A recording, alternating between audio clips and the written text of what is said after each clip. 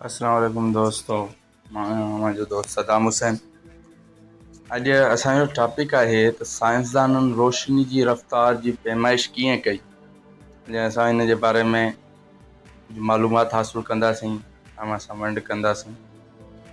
1500 ईस्वी जे आख़िर में इटली जे साइंसदान गैलीलियो गैली हिकु तजुर्बे बाबति ॿुधायो, जंहिंमें उन ॿिनि दूर मौजूदु चाबलू चोटनि ते रखियल फानूसनि जी मदद सां रोशनी जी रफ़्तार पैमाइश करण जी कोशिश कई।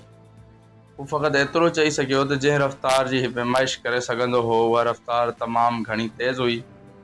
1675 में डेनमार्क जे फ़ल्कियातदान उली रोमर मश्तरी जे चंडनि जे गिरहणनि खे इस्तेमालु कंदे रोशनी जी रफ़्तार 1,41,000 मील फ़ी सेकंड या लॻभॻि रोशनी जी रफ़्तार जी जदीद क़ीमत जे 76% जेतिरी पैमाइश कई। रोमर तमामु वेझो पहुची वियो, पर सभ खां आम ॻाल्हि उहा हुई त हुन उहो ॿुधायो त रोशनी जी रफ़्तार लामहदूद न हुई। हुन दरियाफ़त फिज़िक्स ऐं फ़ल्कियात जे खेत्रनि में अहम नतीजा मुहैया कया।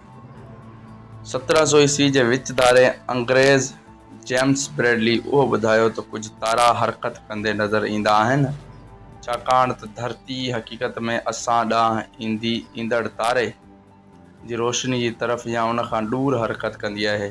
तारे जी रोशनी जी गुमराही एब्रेशन ऑफ स्टारलाइट सां सॾजंदड़ मज़हर खे इस्तेमालु कंदे ब्रैडली रोशनी जी रफ़्तार जी पैमाइश 1 सेकड़े खां बि घटि ग़लती सां 1,85,000 मील फ़ी सेकंड ताईं करण जे लाइक़ु हो।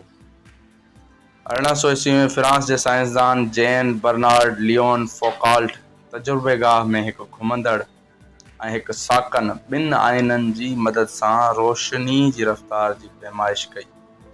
जीअं त घुमंदड़ आइनो साकन आइने खां ईंदड़ रोशनी जे शुआ खे अॻिते पोइते हरकत ॾियारे थो, उहा शुआ खे मुख़्तलिफ़ कुंडनि ते मोटाए थो।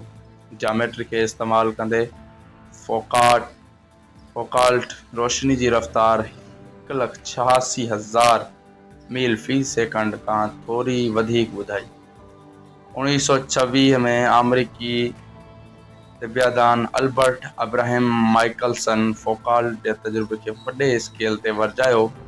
कैलिफोर्निया में 22 मीलनि जे मुफ़ासिले ते मौजूदु ॿिनि जबलनि ते रखियल आइननि खे इस्तेमालु कंदे हिन रोशनी जी रफ़्तार जो हिसाबु लॻायो, जेका 1,86,271 मील फ़ी सेकंड हुई।